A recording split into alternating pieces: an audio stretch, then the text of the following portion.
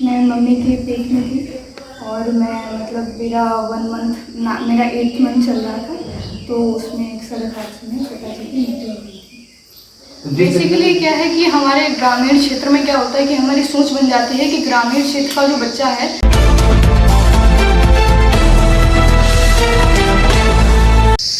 नमस्कार, आप देख रहे हैं त्वरित आवाज़ और मैं विमलेश गुप्ता। मैं उत्तर प्रदेश के जनपद शाहजहांपुर की एक ग्राम बेला मुँह ढाका में आया हूं, जहां की एक बेटी ने कोटा में रहकर पढ़ाई की और MBBS की नीट परीक्षा क्वालिफाई की है। मैं उस घर में मौजूद हूं जहां वो बेटी रहती है, वो यही घर है। हम उससे बात करते हैं। बेटा क्या नाम है आपका? पल्लवी मिश्रा और गुड़िया। अच्छा, पल्लवी मिश्रा और तो गुड़िया। कहाँ रहने वाली हैं आप? ग्राम बेला, पोस्ट तुलापुर और तहसील पुआया और जिला शाहजहांपुर। अच्छा, आजकल आप बड़ा सुर्खियों में हैं, आपने कोई MBBS क्वालिफाई किया है जी। क्या है ये नीट UG 2024 की एक परीक्षा होती है जिसमें हमें मेडिकल के लिए एंट्रेंस एग्जाम होता है, जिसमें हमें MBBS के लिए जो हमें ये एग्ज़ाम है क्वालिफाई करना होता है। तो मैंने ये एग्ज़ाम क्वालिफाई किया है और इसमें मेरी रैंक भी अच्छी आई है। तो मेरी रैंक इसमें है 2746 अपनी जनरल EWS में कैटेगरी रैंक। अच्छा, सामान्य वर्ग में इतना है? हाँ, सामान्य। अच्छा,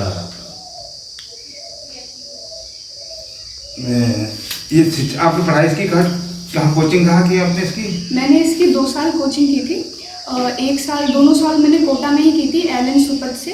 तो 1 साल जब मैंने किया तो उसके बाद में मेरे मार्क्स अच्छे नहीं थे, ज़्यादा अच्छे नहीं थे, 500 तक थे, तो नहीं क्वालिफाई कर पाया था। फिर दूसरी बार फिर मैं आई उधर ही उसी इंस्टीट्यूट में आई और उसके बाद मैंने यहाँ पे 658 मार्क्स से इसको क्वालिफाई कर लिया। अच्छा, ये पहली बार में आपने क्वालिफाई किया है? दूसरी बार? ये दूसरी बार में, 12th के बाद दूसरी बार। अच्छा, दूसरी बार में आपने इस सत्र में? हाँ। अच्छा, इसके पीछे शिक्षा दिलाने के पीछे आपकी कौन था? ये प्रेरणा किसने दी? ये प्रेरणा मुझे सबसे पहले अगर मैं बात करूँ तो सबसे पहले मेरे जो बड़े बुजुर्ग जो हैं, मेरे बड़े बाबा, उन्होंने मुझे प्रेरणा दी कि आप अपने मन का जो चाहें वो करें, मैं आपका पूरा समर्थन दूंगा इसमें। और वो मुझे आगे से आगे बढ़ के मुझे इसमें मतलब मेरा जो साहस है उसको बढ़ा रहे थे कि आप जो भी अपने मन से करना चाहेंगी मैं उसमें आपका पूरा समर्थन दूंगा। तो सबसे पहले तो हमारे जो बड़े भैया हैं, हमारे जो पूजन मिश्रा, उन्होंने जब कोटा गए तो उन्होंने पहला कदम वहाँ रखा और उन्होंने भी पहले साल में गवर्नमेंट इंजीनियरिंग कॉलेज की सीट जो थी वो क्वालिफाई कर ली। तो उसके बाद से फिर मेरा भी हुआ कि मैं भी मेडिकल कॉलेज के लिए कोटा से ही तैयारी करूँ, तो इसलिए मैं भी कोटा में गई। अच्छा, कोटा में आप कितने दिन से रह रही थी, वहाँ पढ़ाई कर रही थी? कोटा में 2 साल से कर रही थी। 2 साल। अच्छा, हाई स्कूल और इंटर आपने कहाँ से किया? हाई स्कूल मैंने किया है विवेकानंद अकेडमी हीरा खेड़ी में जो है, और मैंने इंटर किया है गुरुकुल अकेडमी पलिया कला में। अच्छा, गुरुकुल अकेडमी पलिया। तो आपकी पहले से ही रुचि थी MBBS करने? मेरी पहले से ही 10th और 11th में, 10th में मतलब इतना मैंने नहीं वो रुचि लिया था, लेकिन जब 11th में मैं आई तब जब हुआ कि आपको मैथ लेनी है या फिर बायो लेनी है, तो फिर मैंने बायो का चयन किया कि मुझे बायो लेनी है, क्योंकि मेरा पहले से ही 10th से ही मेरा पक्का हो गया था कि मेरे को नीट क्वालिफाई करके सीधा MBBS करके डॉक्टर ही बनना है। अच्छा, आपके साथ कितने साथी थे जिन्होंने ये नीट परीक्षा उत्तीर्ण कर ली? मेरे साथ लगभग मेरे क्लासमेट्स थे पिछले साल के, जो 1-2 नंबर या 10-15 नंबर से जो मतलब रह गए थे, लेकिन इस साल वो भी मेरे साथ ही मेरे मतलब आसपास के नंबर से ही क्वालिफाई कर रहे हैं। ऐसे मेरे 2-3 साथी हैं और बाकी कोटा में जो मेरे बैच के भी स्टूडेंट्स हैं जो वहाँ पर LN के टेस्ट में जो अच्छी रैंक ला रहे थे, उन्होंने भी अच्छी तरीके से क्वालिफाई किया है। अच्छा बेटा, जो आज अखबारों में छपा था कि आपका जन्म हुआ था उससे पहले आपके पिता की मृत्यु हो गई, ऐसा था क्या? मैं मम्मी के पेट में थी और मैं मतलब मेरा 8th मंथ चल रहा था, तो उसमें एक सड़क हादसे में पिताजी की मृत्यु हो गई थी। तो जिस तरीके से जैसे बचपन बीतना चाहिए, जो बचपन में खुशियाँ मिलनी चाहिए, पिता का जो साया होता तो शायद नहीं मिल पाता। नहीं, मैं अगर कहूँ सच्चे दिल से कहूँ तो ऐसा बिल्कुल नहीं है। मेरे ताऊजी ने कभी मुझे ऐसा फील नहीं होने दिया कि आपके पिता नहीं हैं, क्योंकि मैंने छोटे पर से ही सिर्फ आंखों के सामने इन्हीं को देखा है और इन्हीं को पिता के रूप में माना है। तो मेरे को कभी ऐसा नहीं लगा कि मेरे पिता नहीं हैं, ऐसा मुझे बिल्कुल नहीं फील होता। अच्छा, परिवार में आपको और किन किन लोगों का सहयोग मिला? बड़े बाबा के अलावा अगर मैं देखूँ तो छोटे बाबा और छोटी दादी जो कि अध्यापक हैं, दोनों लोग अब रिटायर हो चुके हैं दोनों, तो उन्होंने भी, क्योंकि वो शिक्षित हैं ही, तो उन्होंने भी मुझे आगे से आगे बढ़ावा दिया और मेरे अंदर साहस भरा कि आप जहाँ जाएं मैं आपकी हर तरीके से आपकी सहायता करूँगे ताकि आप आगे बढ़ते रहें अपने शिक्षा के जितने भी आपको कुछ भी करना है आप उसमें हर एक फील्ड में आप जाइए, हम आपकी हर तरीके से आपकी जैसे भी सहायता हो सकेगी हम आपकी सहायता करेंगे। अच्छा, लोग विदेश ज़्यादा चुनना चाहते हैं, जैसे कोई यूक्रेन जाता है, कोई कजाकिस्तान जाता है, रसिया जाता है, आपने कोटा ही नहीं चुना? हमने कोटा इसलिए चुना क्योंकि जब हमें लगा कि हमारे अंदर की जो मेहनत है वो उतना कर सकती है कि हम वो नंबर जो है वो हम ला सकते हैं, उतना रैंक हम अपना कर सकते हैं, तो फिर हमें लगा कि हमें कहीं और नहीं जाना चाहिए। और मेरे जो भाई हैं, बड़े भाई, उनका भी एक्सपीरियंस था, तो उन्होंने भी मुझे सजेस्ट किया कि आप एलन कोटा में ही जाइए, वहीं पे जाइए और वहीं पे देखिए, क्योंकि कोटा में माहौल मिल जाता है बच्चों को। अच्छा, अब आप कहाँ, डिवीज़न कहाँ होगा? सर, निजी विद्यालय मिलेगा या सरकारी विद्यालय? सरकारी विद्यालय ही। सरकारी मिलेगा, सरकारी संस्थान ही मिलेगा। तो आप डॉक्टर बनेंगी, फिर क्या करेंगे? आप लोगों की सेवा करेंगी, क्या करेंगे? MBBS से 4.5 साल का होता है, उसके बाद हमको 1 साल की इंटर्नशिप करनी होती है।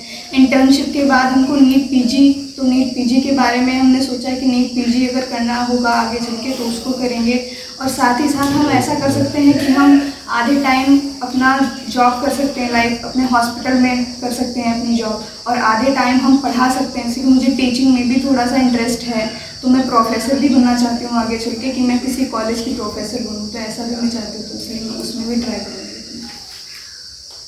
अच्छा, आज का जो यूथ है और मेडिकल क्षेत्र में जाना चाहता है, उसका जैसे उसे मार्गदर्शन कैसे मिले और उसके लिए आपकी क्या संदेश है?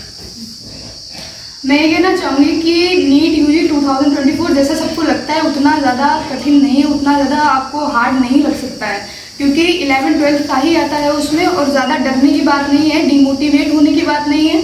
आप बस अपना करते रहो, हर दिन कुछ ना कुछ आप बेटर करो अपने पिछले से, तो आपको अंदर से अंदर सेटिस्फेक्शन भी आएगा। और कभी एक्सपेक्टेशंस पर मत जाओ कि आपकी एक्सपेक्टेशंस क्या है कि मुझे इतनी ही रैंक लानी है, कभी रैंक के बारे में मत सोचो, हमेशा सोचो मैं कितना बेस्ट दे सकती हूँ, मैं कितना बेस्ट दे सकता हूँ अपने लिए, उतना आपको बेस्ट करना है बस, और बेस्ट करते जाइए, रिजल्ट अपने आप आ जाएगा। बेस्ट करते रहेंगे, रिजल्ट अपने आप आ जाएगा। जिसे मेहनत करेंगी तो सफलता कुछ दिन किसी दिन जरूर मिलेगी। हाँ, जरूर मिलेगी। अच्छा गुड़िया जी, एक बात बताओ, आपका गांव जिला मुख्यालय से लगभग 60-70 किलोमीटर दूर है और आसपास कोई बड़ा शहर भी नहीं है, तो शिक्षा दीक्षा के बारे में कैसे ये मोटिवेशन हुआ, कैसे, कहाँ से आप प्रेरणा, क्या क्या लोगों ने बताया, परिवार के लोगों का क्या रहा?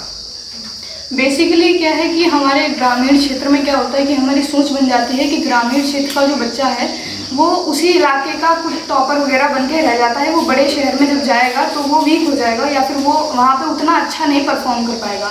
लेकिन ये सिर्फ एक सोच होती है हमारी, क्योंकि हमारे जो फैमिली के मेंबर्स हैं, जो हमारे पापा हैं, जो हमारे चाचा जी हैं, वो हमें इतना मतलब संघर्ष करने की प्रेरणा देते हैं और हमें इतना हार्ड वर्क करने का हमेशा संदेश देते हैं, तो उससे मुझे प्रमोशन मिला, मेरा थोड़ा अपने अंदर का आत्मविश्वास बढ़ा।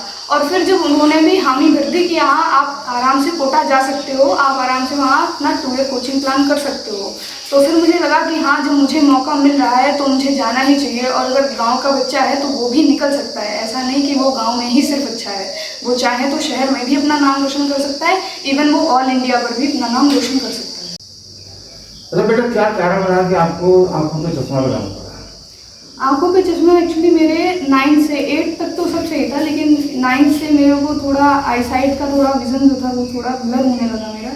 और उसके बाद मैंने एम्स दिल्ली वगैरह में दिखाया तो उसमें बताया कि आपका थोड़ा, मैंने थोड़ा स्टडी पे मतलब थोड़ा ध्यान देना चालू स्टडी ज़्यादा किया? हाँ, थोड़ा स्टडीज़ पे ध्यान देना चालू किया, क्योंकि मुझे पता था कि नीट बहुत ज़्यादा, वहाँ पे कंपटीशन बहुत ज़्यादा है, तो मेरे को अभी से ही वहाँ पे मेहनत करनी पड़ेगी, वरना आगे चल के और ज़्यादा मेहनत करनी पड़ सकती है मुझे। तो इसीलिए मैंने 9th में ही मेरा चश्मा वगैरह लग गया था और तब से ही फिर मैंने वहाँ से तैयारी शुरू कर दी थी अपनी नीट की।